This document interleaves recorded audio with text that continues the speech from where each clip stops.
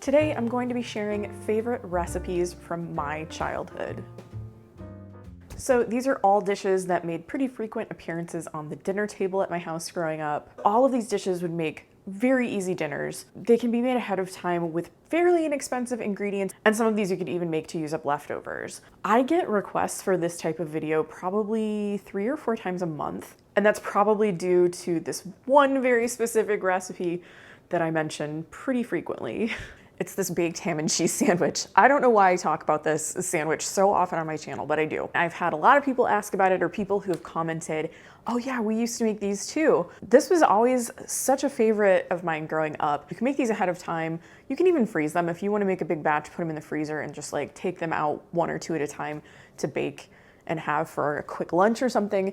That is always good. These do really well at potlucks as well, because you can make them ahead of time, bake them like the morning of the potluck, and then sort of take them in with you. And if you have like a big electric roaster or something, you can keep them warm and people can just grab them as they want them. They're individually wrapped in foil, so that, you know, that makes it really easy for people to just like grab them. It's not like a tray of meat and cheese where you're building your own sandwich. You know, this is just a very simple hot ham and cheese sandwich that you can kind of just grab and eat. I also want to say right off the bat, my mom didn't use recipes for any of these dishes, but in the interest of having something to share with you, some kind of guidance, I did find 3 recipes that were very close to what my mom would have made. So I'll have all of those linked in the description down below. Some of my quantities and methods may vary a little bit from those particular recipes. I'm kind of making these, you know, as I remember them. So these sandwiches could not be easier. Just start with buns. So these are just like basic burger buns. Get whatever kind that you like. And I'm gonna open them up. We're gonna just open them up. The recipe I found for these says you can use mayonnaise or mustard. I like to use mayonnaise and Dijon mustard, both. Or you can buy Dijonnaise, which I don't have, but I have, you know, just regular mayonnaise and mustard. So I like to just put a little bit on each side of the sandwich, just a little. I like to start with mayonnaise, spread that in a thin layer. And you can use more, you know, if you want to use more mayonnaise or more mustard, like more power to you. You do what you want. Like I said, these are only kind of recipes. A little bit of mustard you can use, you know, if you just like plain yellow mustard, or like a zesty mustard is really good. That's why I kind of like the Dijon. So I'm only making 2 sandwiches, but you can make as many as you want. And I'm not even gonna bake these today. As I mentioned earlier, you can make these ahead of time. You can make these a day in advance. So I'm making these for tomorrow's lunch. And that's when I will try them on camera. I mean, I already know what these taste like, and I already know I like them. The buns are prepped. Next, you're gonna need some thin deli ham. You can go to the actual deli counter and get it. I just bought some Black Forest ham, like thinly sliced. This is another area in which quantity is customizable. The recipe I linked, I think it says like put 2 slices of ham. You can use thicker ham. I personally prefer this like thin deli ham, so I'll probably put like 3 or 4 slices on each sandwich. The thing I like to do when I am making these is I like to blot the moisture with a paper towel. I do this a lot with recipes that use deli meats. So like if you have seen me make those pickle rolls, I think I made those around Christmas time for my 1990s appetizer video. It kind of works a little bit better if you blot the moisture away. So kind of an optional step, like it's probably not totally essential, but it's something that I do. All right, there's 2 slices. I'll do 3. I'll do 3 thin slices of ham on each sandwich. Your preference, it's kind of up to you. And I'm assembling these on little foil sheets, because you do wrap these in foil before you bake them. You don't have to use these sheets. We just have them on hand for a lot of other things, like when we make breakfast sandwiches and breakfast burritos. You can just use regular foil, but these little pop-up sheets, if you're gonna make a lot of these sandwiches, are super convenient. And just buy a box at Costco and it lasts forever. We're almost there. I mean, I am almost done making these.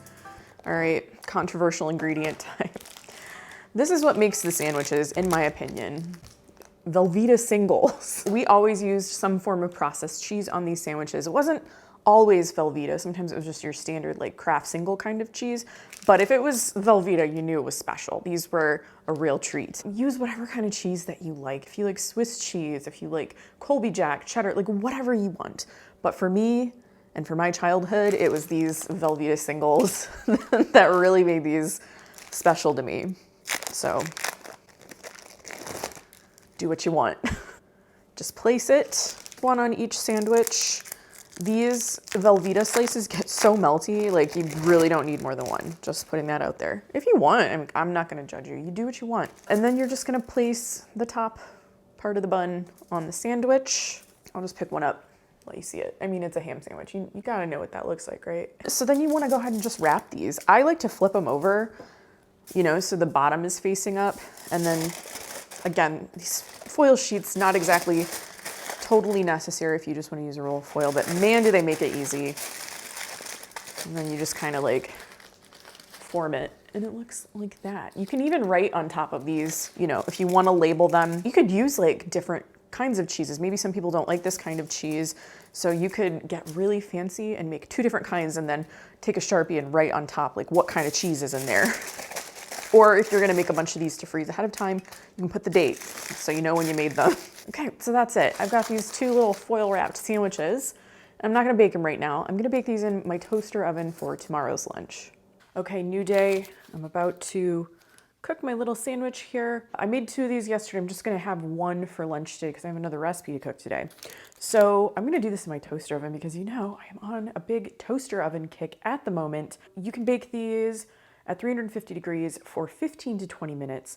Because I made this ahead of time and it was in the refrigerator, I'm gonna go that full 20 minutes. I think it's just gonna heat it through a little bit better. If you are making a lot of these and you're baking them in the oven, you can just put a whole bunch of them on a sheet pan, but I'm just gonna throw this in the toaster oven because it's just the one.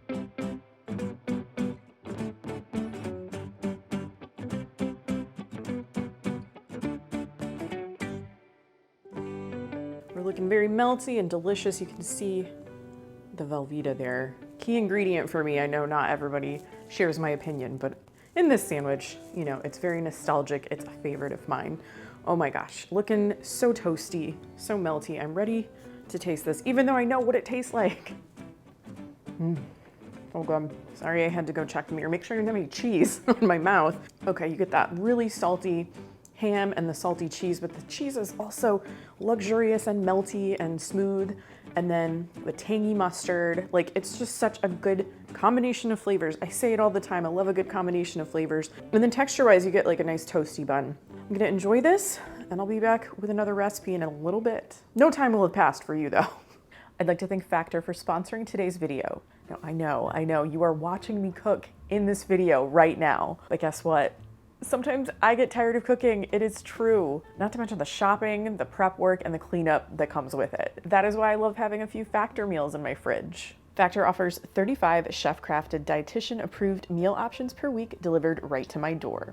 They have something to fit a variety of dietary needs, including vegan and veggie, keto, calorie smart, and more. Their fresh, never frozen meals arrive ready to heat and eat.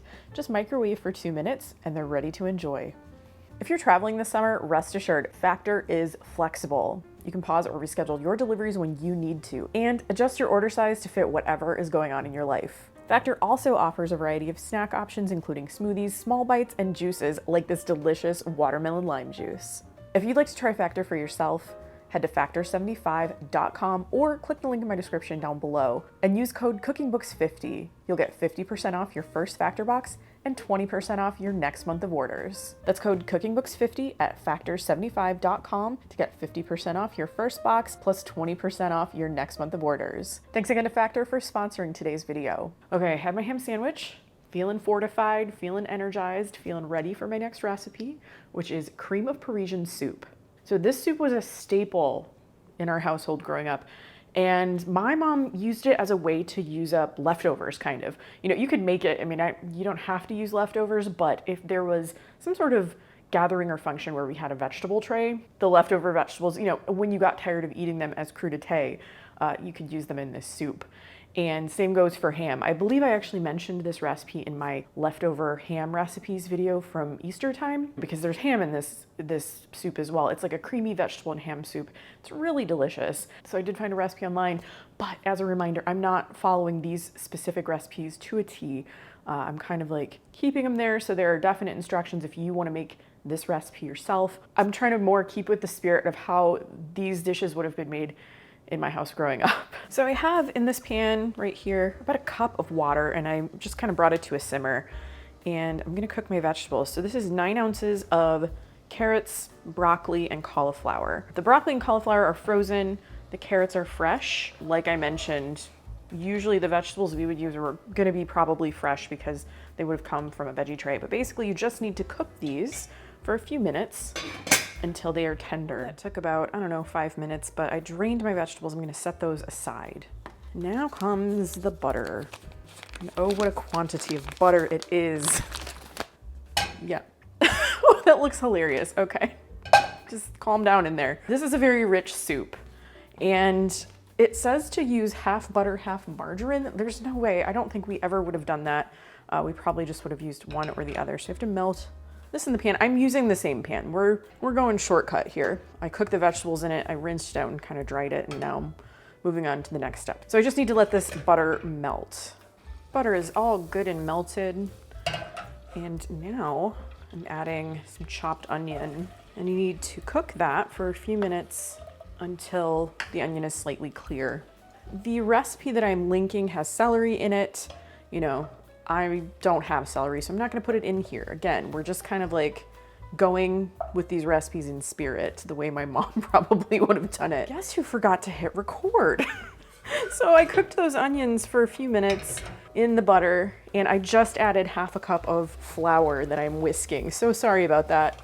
Can't believe I did that. But yeah, it's equal parts butter and flour. And this is what is going to thicken the soup. Just kind of whisk that for a little bit. Things are happening fast over here.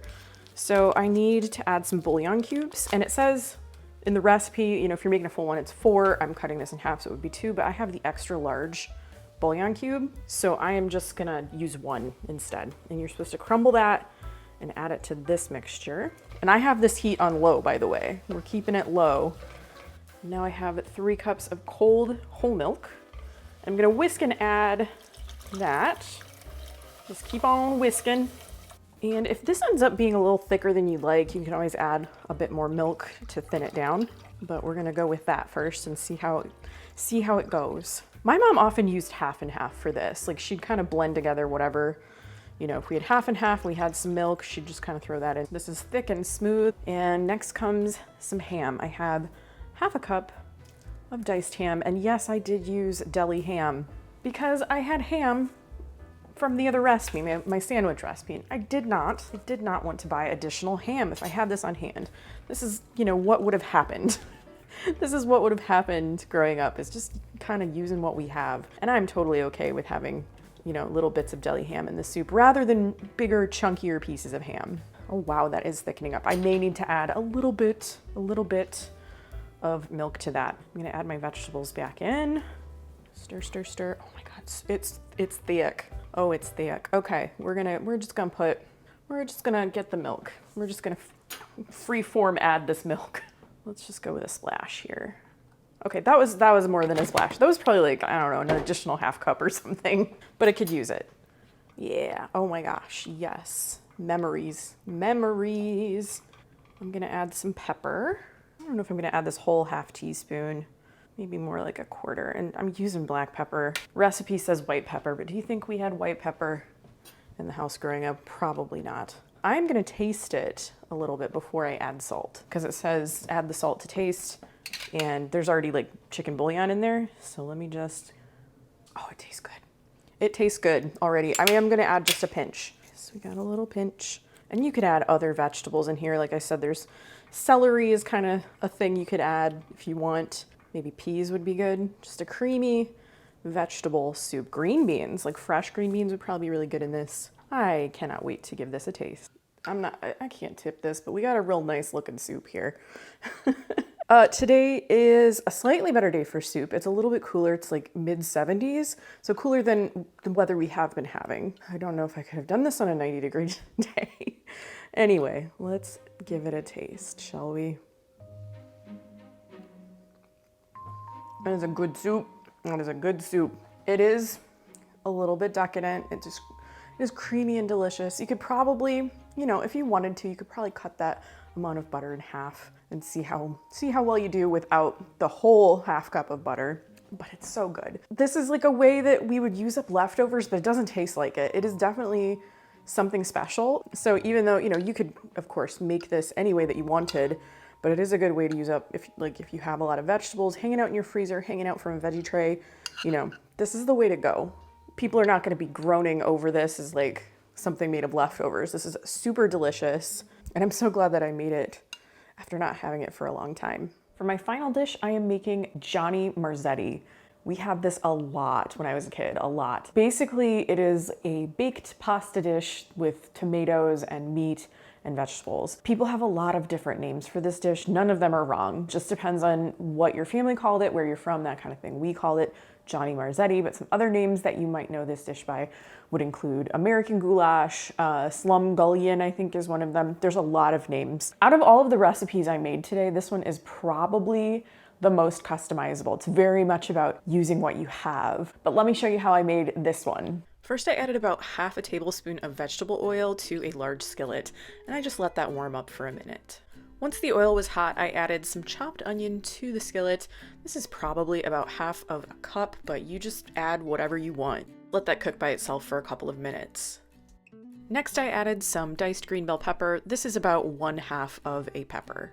And I just let this cook together for a couple of more minutes. Then I added about 4 ounces of sliced mushrooms to the mix. You can leave these out if you don't like mushrooms, but I happen to love them. And just let these cook together once again. After the vegetables were mostly cooked, I added about 8 ounces of ground beef, and I just broke that up with my spatula. Once the meat was almost completely cooked through, that's when I added 3 cloves of garlic. I like to add garlic at this stage in the game just because I don't want it to burn. So this way it gets cooked through without getting burned. And I just mince those right into the pan. Once the meat was completely cooked through, I added a 14.5 ounce can of diced tomatoes, fire roasted diced tomatoes in fact. I added the whole can, including the tomato juice. Next I added 1.5 tablespoons of tomato paste, half a teaspoon of dried crushed oregano, a 1/4 teaspoon of red pepper flakes, and a pinch of black pepper. I gave it all a good mix and I let it simmer for about 20 minutes. While that was simmering, I cooked 6 ounces of elbow macaroni in some boiling salted water.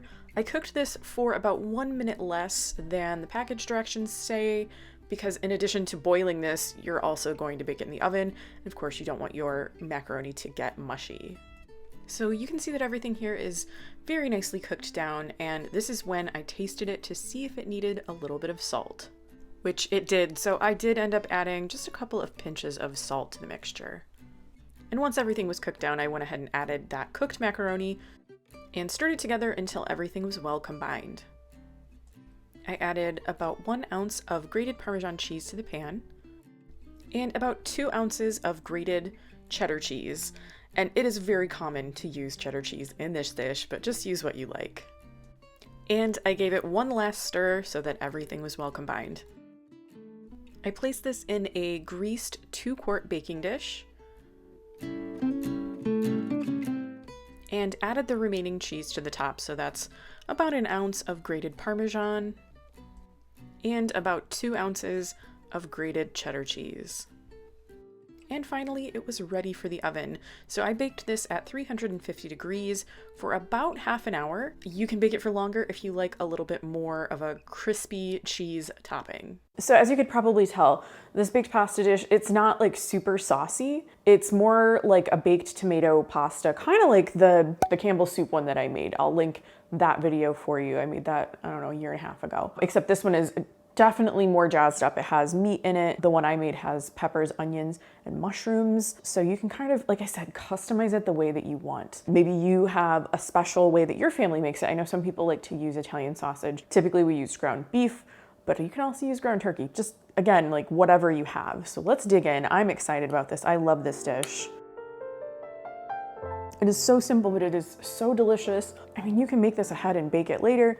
You can take the baked portions and freeze them, you know, to reheat for a lunch or something. This would be so good like on a winter day. I think, I mean, it's good anytime, but like a baked pasta dish, good for fall and winter, warms up your kitchen a little bit, warms up your tummy a little bit. This particular one, I like how it is just ever so slightly zesty, probably because of the addition of the red pepper flakes and then the fire roasted tomatoes I used. That's a personal preference. Like if you don't like that kind of tomato, don't use it. I think this would also be a good dish to take to someone as a meal. You know, maybe they're ill, maybe someone just had a baby in their family, you know, for whatever reason, you want to take food to someone. So give my version a try. You know, you can always make it your own, or if you have a family recipe that you like to have, do that. If you haven't made it in a while, definitely this is something that you want to try. Well, I don't actually have a cookbook to share with you today because these were just recipes that I pulled right out of my childhood. These are things that we ate pretty frequently when I was growing up. They're fairly simple to make. The ingredients are very accessible, somewhat inexpensive, and you can customize these dishes pretty much according to what you might have on hand. So I'll start with the hot ham and cheese sandwich.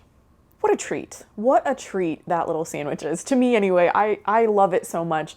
I have really fond memories of eating those. There's a lot of things to love about this recipe, one of them being very easy recipe to make ahead of time. You can mass produce these sandwiches and freeze them or take them with you to a gathering. Let's say that you are going to like clean out your grandma's basement or something and all of the aunts and uncles and cousins are getting together to help. I'm making up this scenario, right? Sounds plausible though. This would be a great thing to make ahead of time and keep warm so that as people are working throughout the day, they can just grab a sandwich when they're hungry. It's that kind of thing. You can use deli ham, but you can also use leftover ham from Easter or a holiday meal or something like that. You can customize the condiments. I personally love mayonnaise and Dijon mustard or Dijonnaise, but if that's not your thing, you can use one or the other. Like I could go on and on. I feel like this particular sandwich, in my life anyway, was the precursor to those little Hawaiian roll sandwiches. Like I started seeing those little ham sandwiches on Hawaiian rolls, baked in a pan with like the butter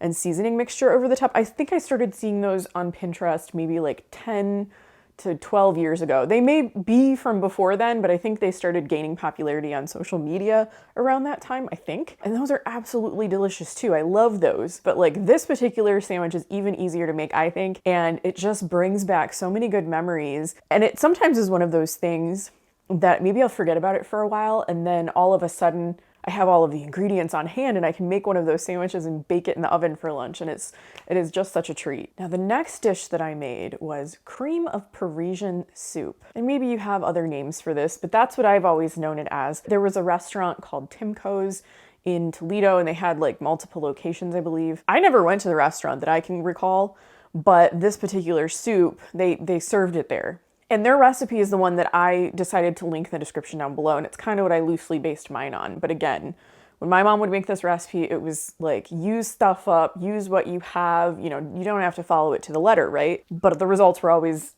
incredible. I just remember everybody loving this soup, no matter if it was made from leftovers and we took it to relatives or we had it at our house and invited people over. It was just a very substantial, very rich soup. Felt kind of luxurious to be eating it. I've never been to Dolly Parton's Stampede, but I know that they serve like a creamy vegetable soup there, and it kind of makes me think maybe this one is very similar to that. Another good thing you can make ahead of time too. I love make ahead recipes that you can either like portion out and reheat for a lunch, or if it's something that you want to take to someone or take to some sort of gathering, like you can put it in a slow cooker on low or warm or whatever setting, and you're good, you know, it's ready when you are. It's pretty substantial on its own, but like, you know, if you want to make a full meal, make it a little special, you could have some really delicious bread and maybe a little salad with it. Finally, I made Johnny Marzetti. I know I've said it for everything, but we ate this a lot growing up, like a lot. We ate it at our house, we ate it at my grandparents' house, like we had this quite often. People have different ways of making this dish. I used macaroni, but you can use like different pasta shapes. It does not matter, like whatever's in your pantry. So the reason that we call it Johnny Marzetti, like I'm guessing is because we live in Ohio. Like I grew up in Ohio, my family lives in Ohio, and Marzetti's was a restaurant in Columbus, Ohio. The legend is, none of this has been confirmed by the way, that they came up with this very hearty baked pasta dish to serve cheaply to college students back in whatever, I don't know. The restaurant closed in the 70s, so way before then. This dish has been popular probably since before that restaurant opened, like in some form. I mentioned a few of the other names that people have given this particular dish. So I think depending on your family, depending on where you grew up, it's probably known as something else. But this is another one of those dishes that is a crowd pleaser and like very customizable depending on your family's tastes or your tastes. I included mushrooms because you know, we as a family liked mushrooms. I loved mushrooms. I still love mushrooms. Some people don't like them and you can leave them out. I personally think the onion and pepper are kind of essential to this dish. They give a lot of flavor and you don't notice them too much. Like I have mentioned before, I don't love a crunchy onion. So I chopped mine really fine and then you cook it and it, you know, in addition to sauteing it, you actually bake it in the oven. So it's just, all of those things just kind of like melt into the sauce part of the mixture. It just gives it the flavor, but maybe not that crunchy texture. Even though I'm not like super into like lots of onions, I would leave those in. Those fire roasted tomatoes, that's another decision I made on my own. I didn't have fire roasted tomatoes growing up. Like that wasn't really a thing that I remember seeing on the grocery store shelves or in our pantry. We would have just used either like home canned tomatoes or probably like canned diced tomatoes from the store. That was my addition, but I love fire roasted tomatoes in something like this because it adds a lot of flavor. You can spice this up more if you would like, if that's your taste. I used about 1/4 teaspoon of red pepper flakes. You can use more, you can use a spicier variety. Heck, you can even put cayenne in this if you want, but it's really up to you. And the ingredients for this are very accessible. There's nothing that's like too hard to find, and you can make this fairly inexpensively as well. If ground beef is very expensive where you are, you can choose a different ground meat. Sometimes people like, you know, ground sausage or ground turkey. You can definitely do this with ground turkey, just kind of depends on what you have.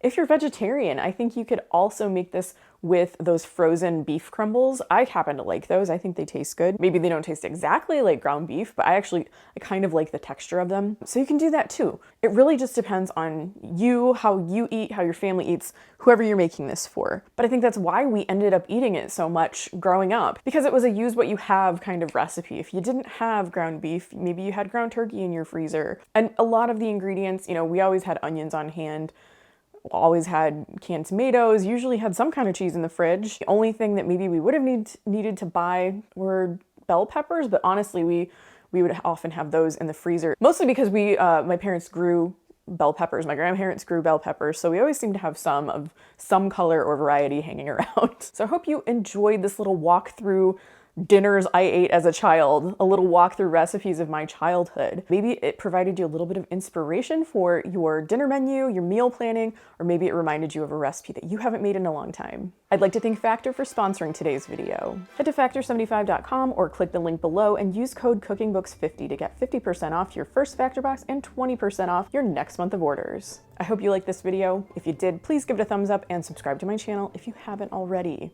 Thanks again for watching, and I will see you in my next video. Bye.